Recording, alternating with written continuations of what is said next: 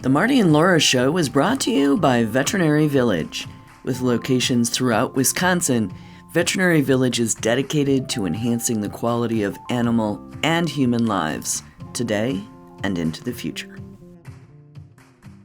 All right, you guys, welcome. Welcome to the Marty and Laura Show. I am Laura. And I'm Marty. And Marty and I are gathered here this evening to share with you some really important information about the importance of health testing in your new pet and how you should identify it and what it means and all that kind of stuff. But first, I have to tease Marty a little bit about her Duluth Trading Company overalls. Because, she lives in Wisconsin and it's 45 below and the trees are exploding. Pretty much. It's really cold. It is really cold. The snow squeaks when you walk on it. No, I hate that. pretty Oh, cold. I've been a Yeah. little whiny because it's been foggy and 30 here. So just saying. Yeah, don't be whining. Don't be telling me that. When your I- face hurts I like have an a ice cream headache. I have a special hooded robe for when I go outside. I look like the Jedi. Yes. It's so cool. Yeah. But it gives you an ice cream headache just to walk outside to your car to I breathe. lived it. I will never live it again. I pity all the souls in the cold tundra. But I love you, Yes. man. And it's So I warm have- and toasty I have- here, and you have I the have my- Duluth Trading Company outfit. So Have bada the black- bing, bada boom. Got my black pair, got my navy blue pair, and I got my gray pair. So I am We can just set for winter. rotate. Yeah. Well, you got to wash them every now and then. I mean, they stand up on their own because it's so cold, but you don't want them to stand up on their own for other reasons. No. And I whelped a litter overnight, so trust me, we need the laundry done every now and then. On your comforter, I heard about that. That's No, just awesome. That's under the comforter. spectacular. In the Oh, waterbed. perfect. Wow, guys. I'm just saying, if you wanted a perfect start to your Wednesday, I got you. Nobody can top these stories because they are true. They're 100% true. Okay, so hi, Marty. Talk to Hi. us. Should we Talk get to serious us. now? Yeah, we got to get serious. Talk to us Okay. about health testing. And health testing is not the same thing as, well, I took the girl dog to the vet and she's still, breathing. Like, that's Right. not the thing, right? So talk to us about this. Right.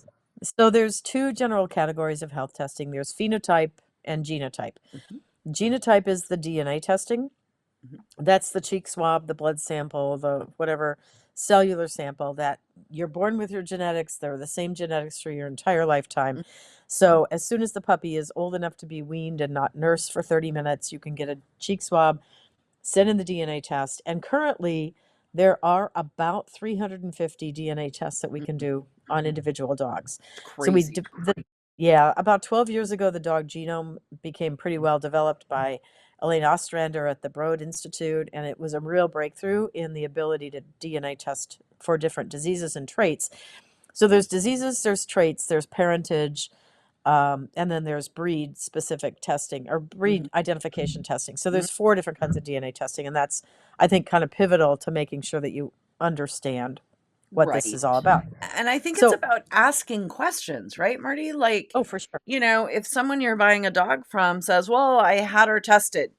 Well, it's not the same as when you had, Sheldon Cooper saying, my mother had me tested. It's not like that. No. I mean, there's still other things that we can't test for, Mhm. but we currently have 350 disorders and traits. Mhm. So I think that's a really good place to start because most dogs only have maybe 3 or 4 things that are significant.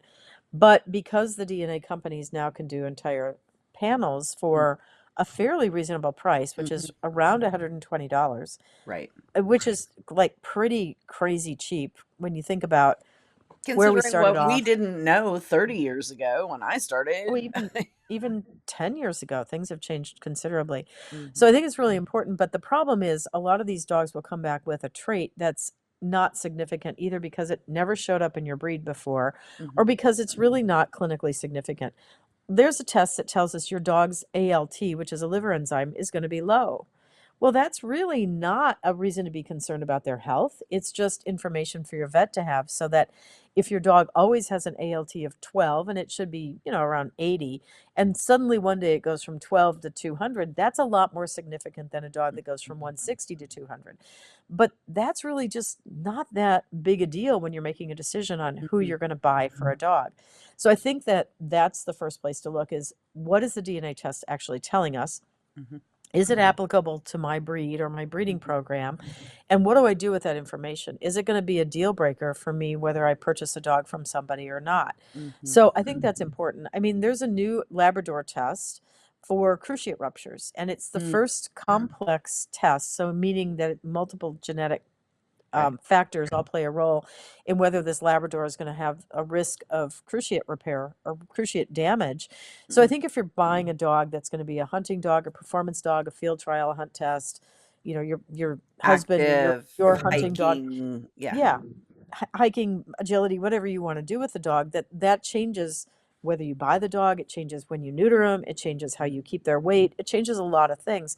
But if we only breed Labradors that don't have the risk of cruciate rupture, then we're going to narrow our genes so far, even in Labradors, which are one of the top 10 breeds, to the point that we're actually going to create damage to the gene pool. So we have to really be cognizant and smart and strategic about how we use these tests. So if I were buying a hunting dog, I would look for that test. Mhm. But or if I were picking between two puppies, either two puppies out of the litter, two puppies from different breeders, that Mm. would help me make a decision. But as a breeder, if you rely exclusively on that, you're going to back yourself into a corner. Mhm. Important to know. I think it is really important. And I think as buyers, our job is to make you guys out there in listener land a more savvy buyer, right? So, which For dog are sure. you going to choose? And so, talk to us a little bit. There are different tests for purebred dogs, for crossbred dogs. There's Right. all kinds of different tests available. When you go and talk to a breeder, what should the breeder provide you with? What are you looking for to know you're dealing with a responsible breeder and to give you some peace of mind that as much has been done as can possibly be done to help make sure that you're buying a healthy puppy? Right. So you can buy a dog from parents that have been genotype tested.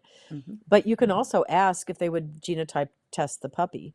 Now, it Mm. takes a couple of weeks to get that result back, but if they test the puppies when they're 3 or 4 weeks old, Mhm. you would still have the opportunity to get those test results back before you purchase the puppy. So if that's really important to you, that's the conversation to have with the breeder from the get-go, from the very first time that you contacted them. Then we have the phenotype tests, which are a whole different category. And phenotype is an observation test. So that's an x ray of the hips, the elbows, the spine, the shoulders, the trachea.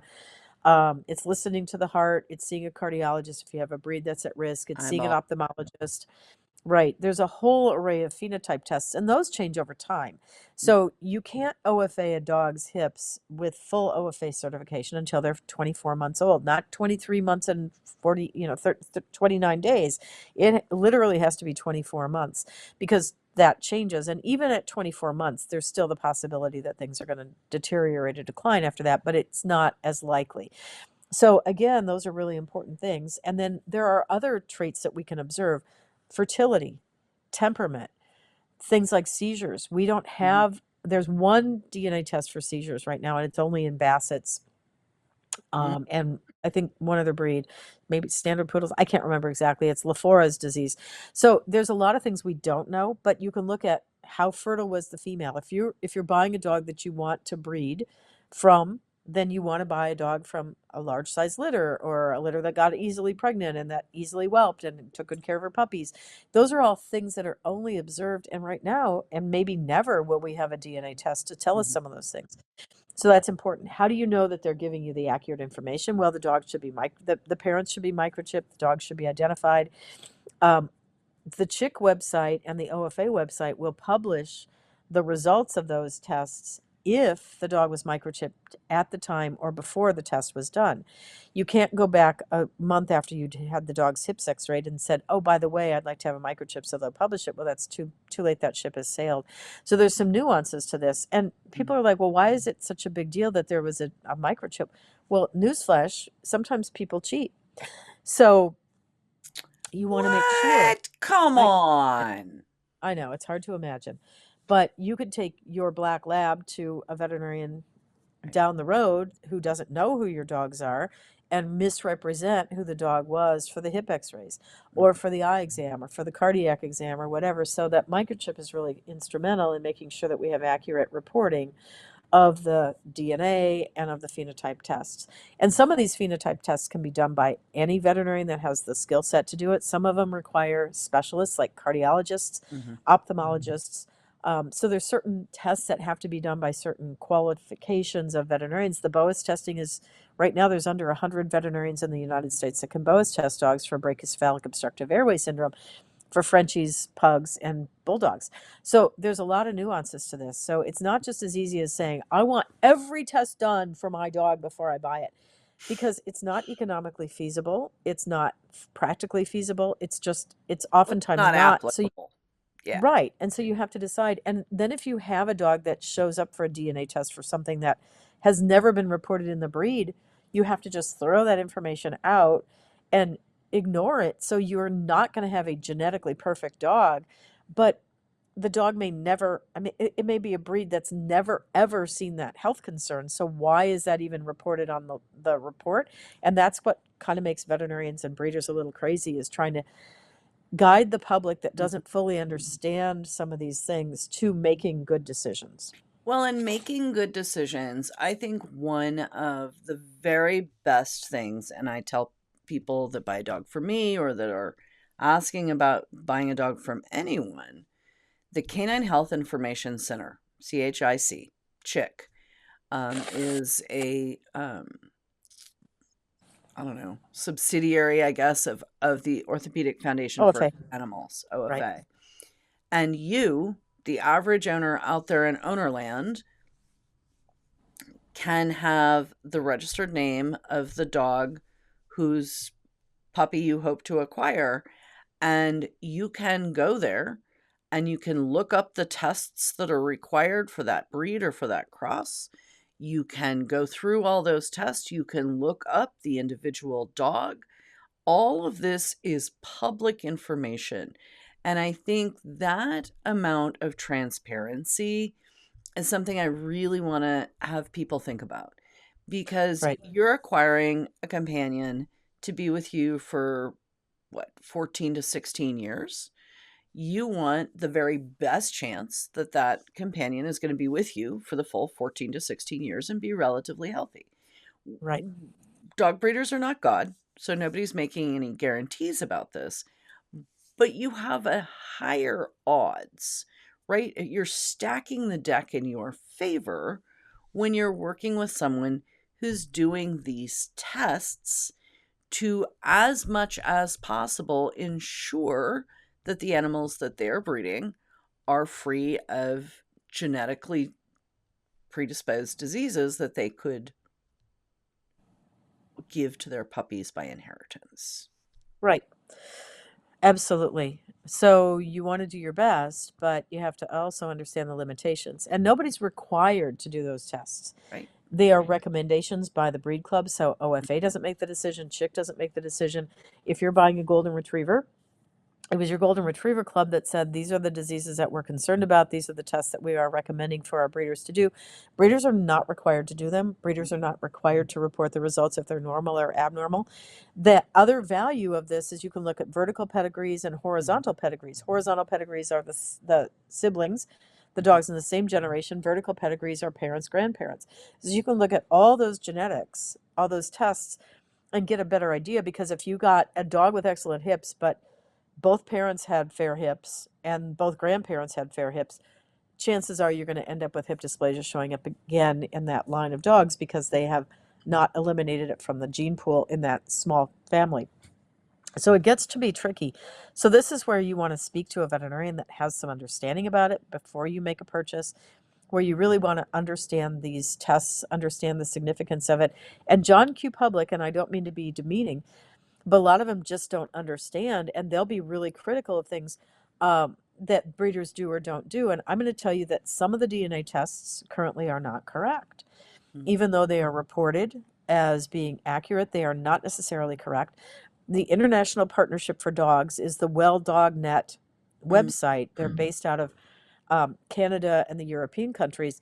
That's the harmonization website that helps you understand DNA testing, helps you Mm. understand which labs, because the DNA labs in the United States are not regulated by any governmental organization. And I don't think we need more governmental Yeah. insight on this, so I don't want to propose that that's a good idea, but I want people to know that it's not over regulated, it's not regulated at all.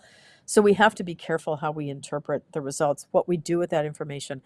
And so some of the DNA tests that we know are wrong, I frankly will not do on my dogs because I Mhm. will not fund a lab that I know is running a test that doesn't have the accuracy that I have as an Sure. expectation as a breeder. But I don't want you to criticize me as a member of the public because you don't have a full recognition and understanding of what all that means. So that's where it gets to be Well, tricky that's is why we're Facebook. trying we're Facebook trying gets to help ugly. people understand, right? So the Yep. goal is to understand what is recommended for the breed or particular combination that you're looking at and know where to go to find that information if what the Right. person tells you is a thing or not. Also to understand that a health check, right? I had my vet health check her, is not the same as Right. health testing. And so those are the two pieces of information I want to be really sure get across. A health Right. check, quote unquote, by the veterinarian is not health testing. Health No. testing is very specific tests for each specific breed based Correct. on a survey of the membership of the parent club, right? It's like really specific. Right. But the physical exam, your veterinarian, and you don't want to buy a puppy from a breeder who hasn't seen a veterinarian. Oh, The God, breeder may no. be able to check if they have testicles, they may be able to check for an umbilical hernia, but they're not going to pick up a heart murmur, they're not going to pick up some other subtle things. So before you purchase a puppy, a veterinarian should have done an exam on that dog, check the bite, check the eyes, check the ears, check for hernias, umbilical, inguinal, check for a normal vulva, check for testicles, listen to the heart, check the patellas to see if they luxate. There's a lot of things that a veterinarian, and it doesn't take a very long time to do these when you're good at this. I can go through a litter of puppies of 10 puppies, and without too much conversation with the breeder, I can get through 10 puppies in 10 minutes and do a really nice physical exam. But a lot of veterinarians don't know the things that breeders expect them to look for. So it's important that you have a health guarantee on the puppy, that you have 72 hours or 7 days or whatever it happens to be to take your puppy to your own veterinarian to verify their health. It's just like buying a used car. You don't buy a used car without a mechanic looking at it.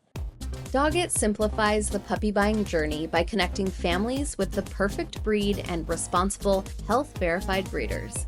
They are the only breeder marketplace that verifies health clearances and responsible breeding practices.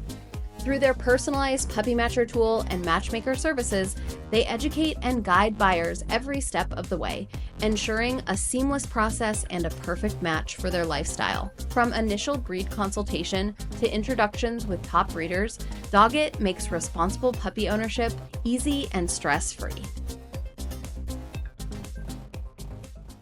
More than expecting that the breeders are going to do us dirty, right? It's Oh, no. before you get into the situation to I mean, forearmed is forewarned. What is that? What's that thing?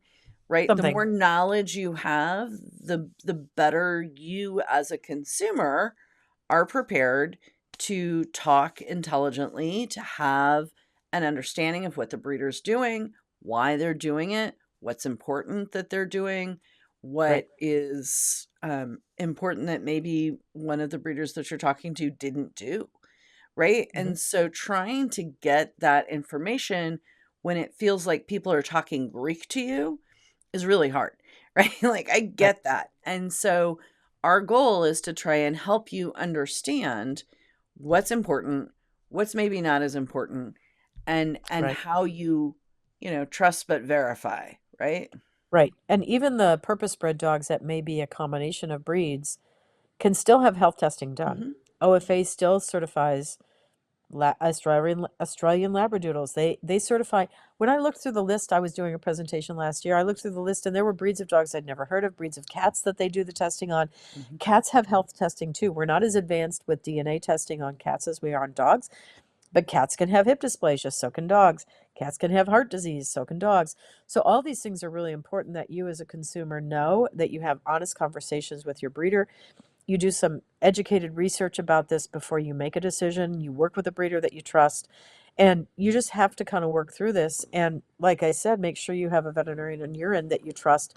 My dad, many years ago, bought a puppy. He lived in Nebraska, bought a puppy in Michigan. He found out who the breeder used for their veterinary care, made an appointment across town before he ever left Michigan with that puppy to make sure he had an independent, unbiased opinion of that puppy's health before he made the 10-hour drive back home Hmm. with the puppy. So there's things that you can do that can help. They're not a guarantee because things show up later in life. Seizures Mother don't start. Nature, as they say, is a biatch. She sure is. So, I mean, health conditions can show up at any age, and no matter how careful your breeder is, like you said earlier, breeders aren't God. We don't have the ability to control everything. All we can do is our very best to try and eliminate genetic and inherited disorders. And remember, genetic and inherited are different than congenital. Congenital, you're born with, genetic, you inherit. So you can be born with something that doesn't show up for a while, or you can be born with something that, yeah, so congenital and genetic are different. So just remember that those terms are different. Remember, phenotype and genotype are different. There's so many nuances to this that it can take. I mean, you don't have to have a degree in genetics, but you do have to have some basic biology understanding to make sure you get what's going on. Well, and I think what's important as far as I try when I talk to people, and what I think most buyers, they're not stupid, right? They just No. want to have a healthy pet. And so our job is to give them the tools, right? To make sure that they can go in and have an informed conversation. That's why I Right. suggest Chick, OFA, and really doing the research as to what, if you happen to be purchasing a crossbred dog, okay, what are the tests that should happen on a Labrador and what are the tests that should happen on a poodle, right? Right. So you These combine are those and do right, those, yes. right. And can you speak to what we understand to be a myth of if you combine two different breeds, it makes the progeny healthier? Right. There is a certain amount of hybrid vigor, but just because you breed two breeds together doesn't mean all the bad genes automatically fall out. If Mhm. I had to rely only on dogs that were um, mixed breed dogs to make a living, I would not make a very good living because I will tell you, they get sick. So do purebred dogs. They all have genetic problems. You can't guarantee that either of them are going to be genetically perfect. And I ask this of everybody. There is no genetically perfect human. There is no genetically perfect dog. So just because you mixed two breeds together, and there's controversy about what that actually does to the genetic material, but all the bad genes do not fall out. I kind of look at life as being a giant jar of jelly beans, and you kind of cover your eyes and you reach into the jar and you pull out a handful of different colored jelly beans. That's kind of how genetics works. They don't always match and mix the exact way that we think they should. I have bred dogs for a long time. I bred together two corgis with beautiful heads, absolutely stunning heads. One of them had won the national in the United States and in Canada, bred to a beautiful female. They had the homeliest puppies you could possibly imagine. Now, homely isn't always important from a genetic perspective, but I Well, thought it I really mean, I looked bred good. I bred two dogs with OFA excellent hips, nothing but OFA excellent around them for as many generations as I could find. And I had a bitch who had to have a hip replacement because her Yep. hips were so bad. And Yep. there's only so much that we can do. And there's only Yes. so much that science explains. Right. And And, some of it's you know, environmental, there's a yes, lot of other factors. yes, So yes. you have to understand that your breeder is not going to be able to guarantee everything. If the dog falls down a flight of stairs, it breaks something. If you There's get just it things really, that can really go wrong. fat and run it around on hardwood floors, probably its hips aren't going to come out as nice as they might have. And you neuter when they're too spay or neuter when they're too young. There's a lot of nuances to this.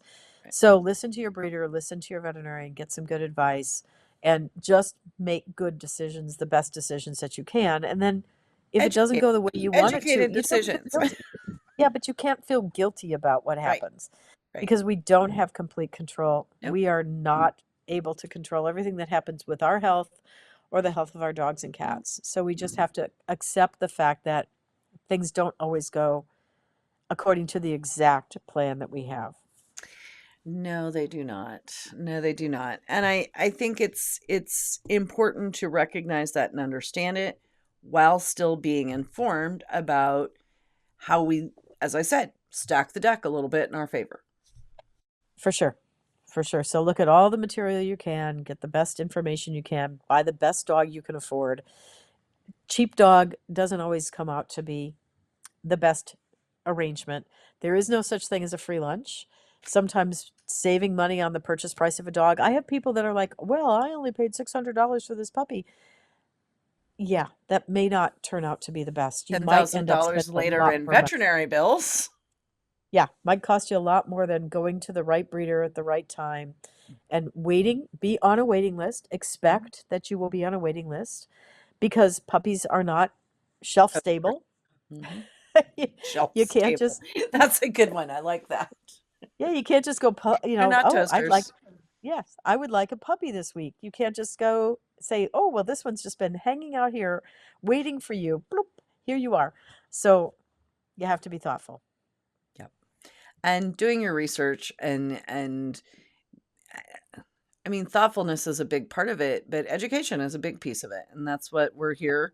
We're trying to give you a little bit of things that you can hang on your refrigerator to think about, right? Right. And And DNA tests changes every day, every week, every year. There's something new. all So kinds of keep up. different ones. Yeah. Yeah. And Keep up. I don't even know that that is so much it. I just think as a buyer, when you go to buy a puppy, make sure that the person you're talking to has done some work and that Yeah. they're willing to share the information with you and explain why they've done what they've done in a reasonable and sensible manner and provide you the documentation to show you that what they say they did, they did. That's all. Exactly. Very simple. Exactly. And just arrange for that second veterinary visit as Mhm. soon as you know you're getting the puppy. Yeah. Make the arrangements because you can't always get an appointment from the time you pick up the puppy when you make the Yes. phone call 72 Yes. hours later. So Mhm. as soon as you think you've got a dog coming, call your veterinarian, a veterinarian you trust, or someone that can recommend a veterinarian that they trust if you don't have one, and make that appointment so that you can get in, get your stool sample checked, get the vaccines checked, get the puppy's health checked. Just do a really good job of that and have a written agreement with the person you buy the puppy from, a contract. Yes. That right there. I was coming to that. A contract is really important. It doesn't matter where you get your dog. You want someone who's willing to be in your corner, right? That Yep. I call it 24/7 tech support. 24/7, 365, 14, right? That's my job as a dog breeder. And that's what you should think the person you're acquiring a puppy from should be able to offer you. If you have a question, you should be able to call that person and say, hey, so about this, like whatever it is, Right. whatever it is. They know their lines, they know what conditions they have, they know what foods they respond well to, they know what vaccines they don't respond well to, what meds they need. There's a lot of things about working with a breeder that make it not just the predictability of the dog, but understanding where that dog came from and what makes them tick in the Mhm. best way possible because these are people who have dedicated their last 30 or 40 years to that breed. Well, and I mean, not all of us are in a position to have a dog from a shelter. Like a dog from a shelter is a great thing, But a dog from the shelter, you don't know its background. You don't know any of the stuff. And I promise you, those shelter folks are not going to be there to answer your question at 11 o'clock at night. That's my job. Right. But they can come into the country with unknown genetics, unknown health. They can be sent through a system where they're exposed to disorders, exposed to situations that aren't healthy for them emotionally.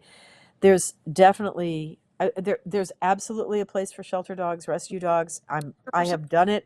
I've done it all. You've done it Been all. there. But the predictability of the purebred dog and the reliability of the breeder that will stand behind that dog Mhm.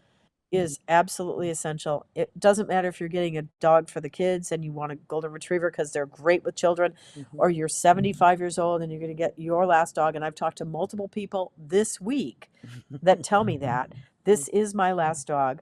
It has to be the right size. It has to be the right personality. It has to have all the right things, or you're not in the next 15 years going to be able, when you're 90, to carry the St. Bernard up the stairs if it can't walk. It was a really cute small puppy when you saw it, but now But it's Marmaduke. exactly. So it weighs 147 pounds and you weigh 92. Yeah. It doesn't work real well. Not going to work out. So, all right. Know what you need to know. Know about the breed or the cross that you're talking about. Know what the tests are. Know what the breeder has and has not done. Discuss it with the breeder. Get a written And the contract vet. and take it to your veterinarian within 72 hours. It's a really Well, important thing. and I'm going to say a lot of veterinarians would be happy to help you select the next breed or the next Mhm. breeder Mhm. so that you get the right dog for you. If this is somebody that you've worked with for many years and they know you, your personality, what your needs are, what your expectations are, rely on that person. Pay an office visit. It's $100. Pay them $100 to help you make a good decision. Genetically, phenotypically, Mhm. personality. And if Get you're the right up in dog. the air, remember our sponsor, Doggit. They have fantastic, really fantastic tools to help you decide what is the best fit for you. So that's my unauthorized plug for Doggit. It really is. If you are just in doubt and just want to know what would be the best breed for your family or the best dog for your family, Doggit is a fantastic opportunity. There's always a link in our show notes to their information. So, Well, Benjamin and Lynn Hart have a good book called The Perfect Puppy. mhm. Daniel Tortora wrote a book many years ago called The Right Dog for You. AKC has good resources. There's a lot of good information on individual breed websites. Some of the breeders are going to be pretty honest with you if you go meet them and they say, I don't think you're really cut out for this breed. I think I would believe them because their expectation when they place a dog with you is it will be there for the next 16 years. And they don't want you to make a mistake, which then reflects on them, or they may take the dog back. So use all your resources to make the best decision that you possibly can. Don't make an impulse decision. Yeah, I think bottom line, that's probably the bottom line that's most important. Just how much is that doggy in the window is not the answer to our question. Not even a little. All right, Marty. Well, you stay warm up there in the Thanks. frozen tundra of exploding tree country. And I will suffer through in the 30-degree fog. And that's just I all don't want to hear about it. that's all I can do.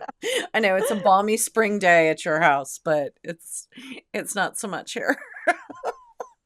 You got it. All right, babe. Have a great week. We'll talk to you soon. Thanks. Bye-bye. Thank you for joining us on the Marty and Laura Show. We're excited to bring you these unique, fun, fact-based conversations about pet health. We hope you'll join us on social. Stop by the website to sign up for an extra tip of the week for your pet.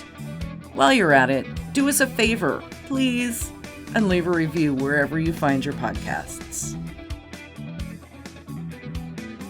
The Marty and Laura Show is produced by Pure Dog Talk, Inc. Sound design and editing by Premium Audio Services.